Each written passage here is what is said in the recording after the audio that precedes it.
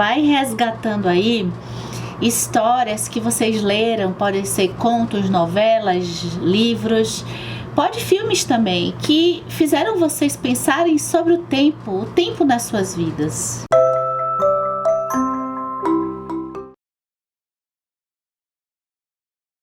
O primeiro livro / história que eu quero indicar para vocês, que eu quero conversar com vocês, na verdade é um conto, mas está dentro de um livro até com o mesmo nome, que é A História da Sua Vida, de Ted Chiang, e está nesse livro que se chama A História da Sua Vida, e que também já tem filme que se chama A Chegada, que é dirigido pelo Denis Villeneuve.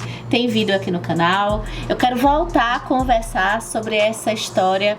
E vocês viram a frase aí no começo, né? O melhor lugar do mundo é aqui e agora. Porque lendo o conto A História da Sua Vida, são diversas coisas que a gente começa a ficar pensando. Não sei quem já leu o conto, quiser deixar aqui nos comentários, fique à vontade.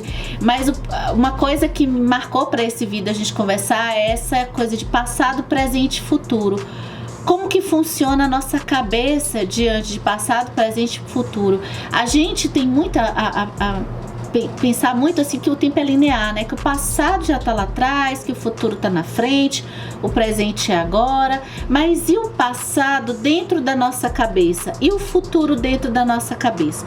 Quanto tempo das 24 horas do dia, pensando que a gente dorme também, quanto tempo, considerando o dormir, a gente tá no presente? Quanto tempo a gente tá no futuro e quanto tempo a gente tá no passado? Já pensou passar tantas horas do dia lá presa no passado, lembrando de memórias? Lembrar de memórias é gostoso, mas já pensou fazer a sua vida olhando sempre as memórias do passado, presa lá no passado o tempo todo, coisas que, eu estou assim desse jeito porque isso aconteceu comigo lá atrás. Se eu tivesse feito isso, eu não estaria nessa situação.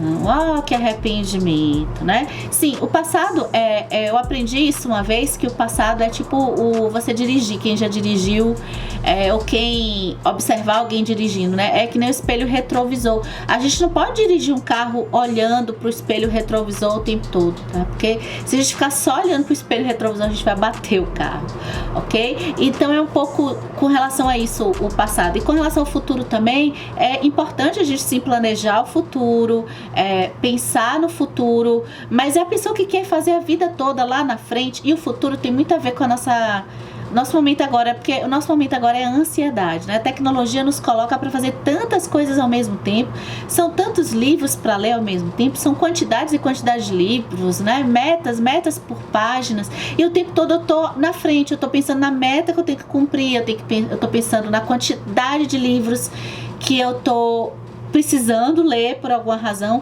Só que pensando na leitura como o prazer, né, pra gente desfrutar a leitura, como é que a gente faz aqui no canal Comparando Livros, e também até para o próprio proveito da leitura, ainda que essa leitura seja um trabalho, não muito melhor poder relaxar e pensar no momento instante da leitura, em que a gente está lendo uma página e muitas vezes a gente vai pegar aquela página e parar porque aconteceu alguma coisa, teve um diálogo que nos cativou tanto, e parar para pensar naquilo ali.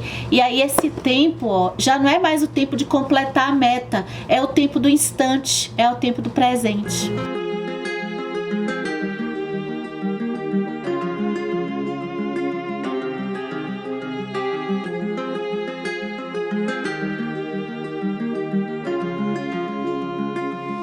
E por falar em instante, o próximo livro é um romance da Virginia Woolf e é Ao Farol. É um ensaio sobre o instante. A gente não tem jeito, né? Por mais que o mundo atual esteja com tantos estímulos, a gente vive um excesso de imagens, um excesso de estímulos, mas não tem jeito. Eu acho que a gente vai chegar num ponto que a gente vai parar para pensar sobre o tempo. Se esse dia chegou, meu amigo, minha amiga, e você chegou nesse vídeo, talvez querendo descobrir, pensar algo sobre isso, isso, a hora é agora, e fica aqui a recomendação de Alfarol. O Alfarol, eu acho que eu comecei assim do mais cascudo, é a observação que eu tô fazendo. E eu tô indo para os mais tranquilos, talvez, livros, né? O Alfarol, ele tem assim uma narrativa um pouco complexa. Já ouviram falar do fluxo de consciência? É mais ou menos isso que a Virginia Woolf faz aqui. Mas o tempo aqui que eu gosto quando ela trabalha tanto na narrativa, mas pra gente pensar na nossa vida do dia a dia, né? O que nos interessa a narrativa, tá? Mas pra pensar no tempo do dia a dia aquela sensação que a gente tem e de alguns momentos, e para isso a gente vai precisar treinar, apreciar esses momentos para poder vivê-los o mais intensamente possível. Ou não, porque mesmo que a gente não viva, isso vai desembocar lá na frente, mas esse momento se fez presente. Essa história aqui, por exemplo, se passa num momento de veraneio, em que uma família e alguns amigos tá com desavenças, mas com um momento comum de que não é corriqueiro do dia a dia, aquele momento que eu não sei quem sai de férias e viaja, eu não sei também que tipo de viagem você faz, mas que eu acho que eu sei que tem viagens muito corridas, mas aquele momento que a gente viaja e sai do local que a gente está, e sai daquela correria e começa a pensar em coisas, às vezes coisas básicas que a gente não se dava conta quando a gente estava no alvoroço da correria do dia a dia de trabalho, né? E o tempo faz isso com a gente, o tempo e a geografia. Quando a gente se afasta e quando a gente percebe, a gente acaba sentindo, talvez aí pelo tédio, a necessidade de automaticamente observar mais a nossa volta, a perceber coisas que a gente não percebia no nosso dia a dia comum. Isso acontece muito quando a gente está viajando. Nesse caso aqui, a gente também vai acompanhar a passagem do tempo. Às vezes a gente só se dá conta da passagem do tempo quando a gente chega numa determinada idade, aí depois dos 30, 40, 50 anos, em que a gente volta lá atrás, poxa, aquele momento até pode ter tido uma desavença, uma briga, mas aquele momento ali que eu tava com a minha família ou que eu tava com alguns amigos, aquele momento foi tão intenso. E aí é que vem, será que eu aproveitei aquele momento do jeito, né, aquele momento com a intensidade que aquele momento merecia ter sido vivido? E nesse livro a gente pode perceber como que esse tempo pode ser intenso, ele pode demorar de passar, mas também ele pode passar de forma muito rápida, ou ele pode já ter passado.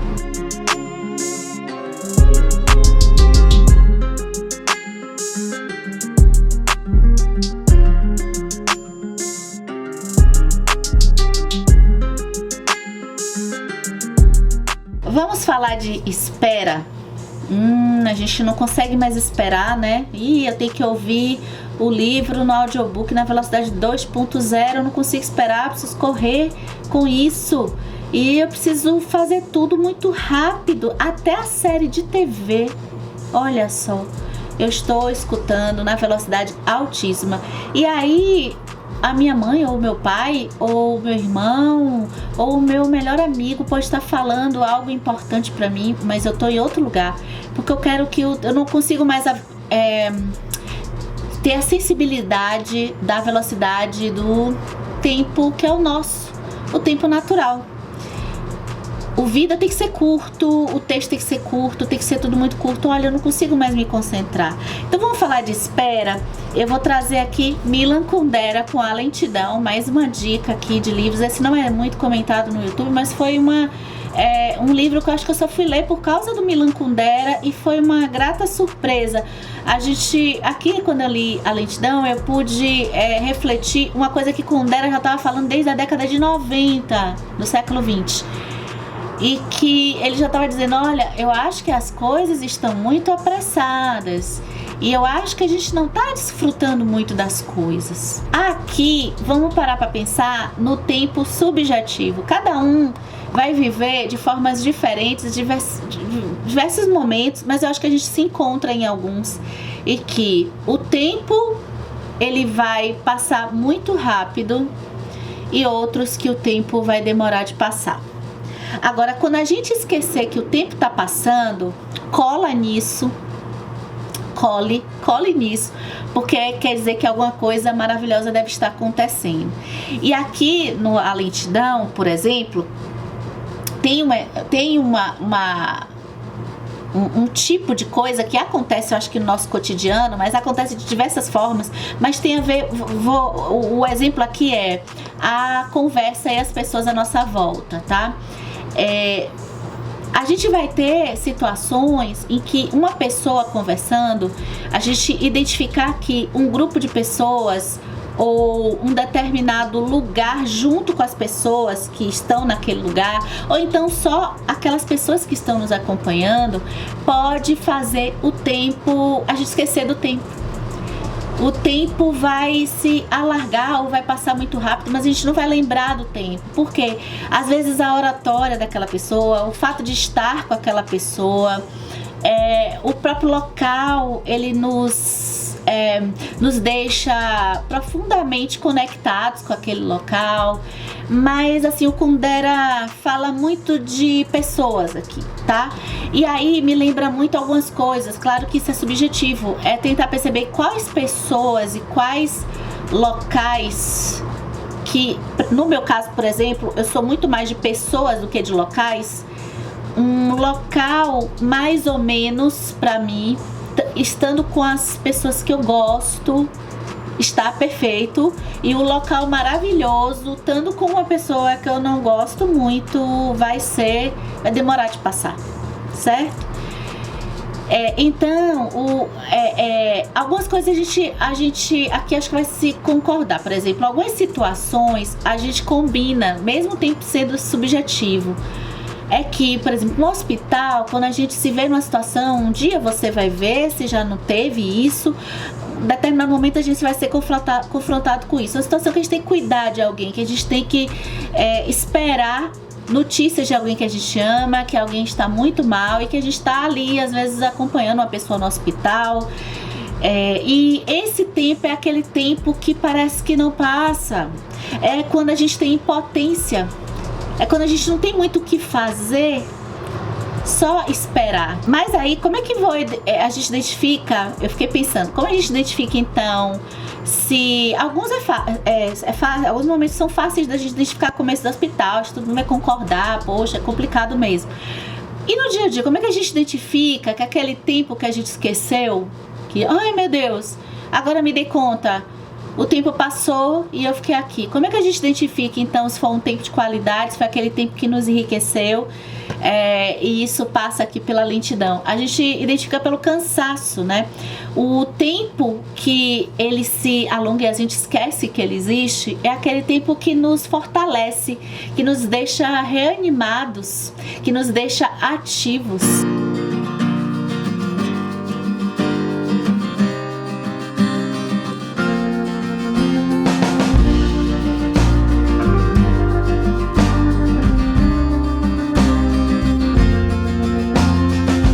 Bem, e para terminar as dicas de leitura, eu quero fechar um ciclo, porque eu gosto mais do conceito mais oriental de tempo cíclico do que de tempo linear. E aí eu vou com Biblioteca da Meia-Noite, de Matt Haig, que a gente vai falar um pouco sobre esse tempo das escolhas, esse tempo que não volta. Então a gente meio que volta à primeira dica de Ted Chiang, tá? É o tempo que a gente pode ficar aqui pensando em diversas possibilidades para frente, e a gente pode ficar aqui pensando que lá atrás a gente teve diversas possibilidades. Eu posso até fazer um exercício de voltar lá atrás e pensar assim, algumas escolhas que podem não ter sido acertadas, tá? Mas eu acho que ficar muito como aprendizado vale a pena, mas assim, é muita especulação, na verdade, tá certo? E o Matt Haig traz nessa história um pouco disso, inclusive muito pro passado, que no começo do vídeo, como é que a gente falou, quem tá muito no passado também não tá legal. E a protagonista aqui tá com a depressão muito por conta disso. Ela tá muito presa no passado, se sentindo muito uma pessoa fracassada por conta das escolhas que ela fez. E ela fica muito pensando que ela deveria ter feito escolhas diferentes, mas já foi, gente, já passou. Só que o que acontece? Hoje também, no presente, vivendo o instante, existem possibilidades, tá? Agora, atenção, o excesso de possibilidades nos causa ansiedade. Não precisa a gente ter excesso de possibilidades. Um grupo de possibilidades já é bom, porque também ter só uma possibilidade é muito controle, não dá certo não. A gente tem um conjunto de possibilidades. Eu gosto muito dessa coisa de ir pro futuro rapidinho, pensar o que a gente queria melhorar na gente, ou o que a gente queria atingir, emagrecer, ficar menos ansioso, né? Ir para um ponto de chegada não muito distante, porque a gente não tá querendo coisas que sejam autossabotagem para a gente não conseguir cumprir. Uma coisa mais palpável dentro da sua realidade, dentro da minha realidade, mas que não esteja também muito longe, e com pequenas... Vamos parar para pensar um dia assim, um dia que a gente fique um pouco no futuro do planejamento, tá? Em coisas que a gente precisa fazer para chegar lá, tá? Conversa com alguém, procura um profissional. Exemplo, né? Eu tô muito ansioso, eu tô sentindo um desgaste muito grande, eu não aguento mais as redes sociais, é um exemplo. Então, bota algumas ações. Eu quero me sentir melhor, não quero sentir a angústia que eu sinto hoje, daqui no ano que vem. Então, coloca algumas coisas, né? Eu vou procurar um profissional, eu vou conversar com um amigo, eu vou ler coisas sobre isso, eu vou reduzir minhas redes sociais. Agora, isso tem que ser feito de um jeito bem tranquilo, isso tem que ser feito, inclusive, o próprio autor, né? Pesquisando um pouco sobre Matt Haig, ele já viveu isso aqui, da depressão, e ele conversa muito sobre excesso de estímulos, excesso de redes, excesso de tecnologia. E a gente pode sim, nós que somos os seres humanos, tá? Então a gente pode ser mais inteligente que os robôs, de certa forma, com a gente mesmo, perceber aquilo que nos faz mal, e reduzir na medida do possível, com calma também, sabendo que isso, a gente tem que encarar o fato que os recursos que a gente tem hoje e as possibilidades de escolha vão sempre dar uma sensação que a gente está perdendo alguma coisa, mas a gente tem que porque são muitas redes, né? São muitas possibilidades, são muitos inscritos, mas pense que talvez você esteja ganhando uma coisa melhor, que é você mesmo, uma vida mais tranquila, né? É o tempo, é um desfrute do tempo com uma qualidade melhor. Acho que é isso, então. Eu vou agradecer se você considerar deixar o like no vídeo. Eu queria que você comentasse aqui embaixo, continuasse esse debate, e até o próximo vídeo.